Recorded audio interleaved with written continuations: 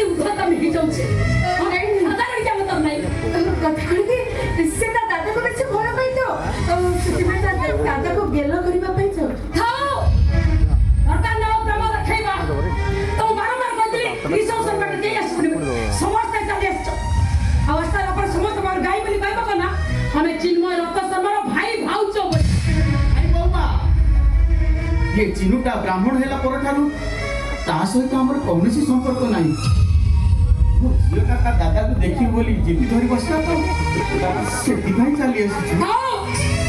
हमें जानि चिन्मय को ब्राह्मण गोत्र मिशा भाई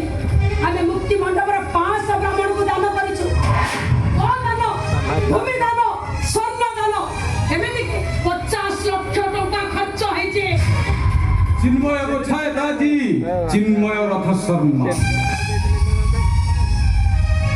तार परंग बदली जाइछि ता मानसिक गोटे विराट बड़ परिवर्तन घटी तार केही रक्त संपर्क नहति मोर केवल गोटाए परिचय मु केशव बड़ पंडार ज्वाई चिन्मय रथ शर्मा और कहा सहित मोर किछि भी संपर्क नहीं किछि संपर्क नहीं मेरे जिनो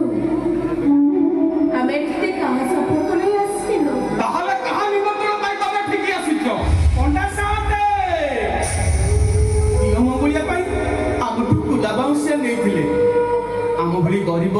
जातिया अछ मनुष्यଙ୍କର से कुला बाउंसियार निमंत्रण पत्र पत्र पकेई भोजी खाइबु आउ पिठा पଣା नेई घरକୁ ଯିବୁ आ ताहले एकाई जाइनो काहेकि केमिति चलेसिबो होची भात भरा खाई होची भात पेट पुरे खाइबो पोडा साथ को को आशीर्वाद आ तापरे जाइसिबो ठीक अछि ताले गेट पाखर अपेक्षा कर समस्त खाई सारी बापरे खाई नै कि तुम घर को चली जाला काई जिरो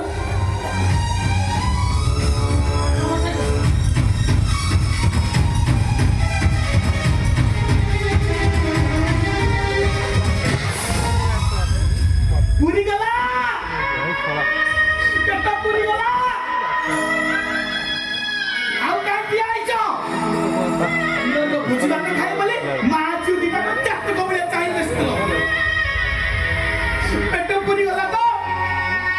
चलो घर की जीवा चलो ए मुझे और जिबिनी भोजी खाई के जिबी भोजी खाई के जिबी मु देबी को चाटा धर के जियो बुझिबा के के चले दी बंदा नेरे से कोडा फुल कर दिया कोडा फुल कर दिया से सुनो मोने भोजी न खाए जाए एठो कुआडे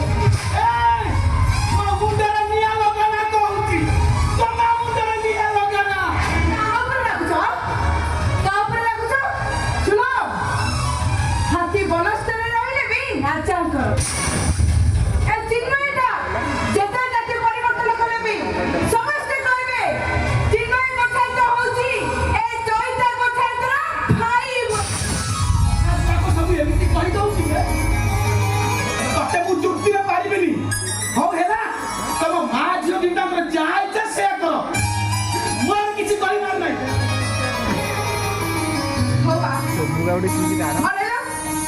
मु तो स्त्री जॉइन के किछि आइछि तबे से को माइक को ने चकलो कॉमेडी सुना याद सु खाइबो को रामा मते भूख लागले ओ मु सु पेट भूख लागले ए सुनो जाओ केते लोक भछड़ा खाउछि से खबा जा काम से बात के आलो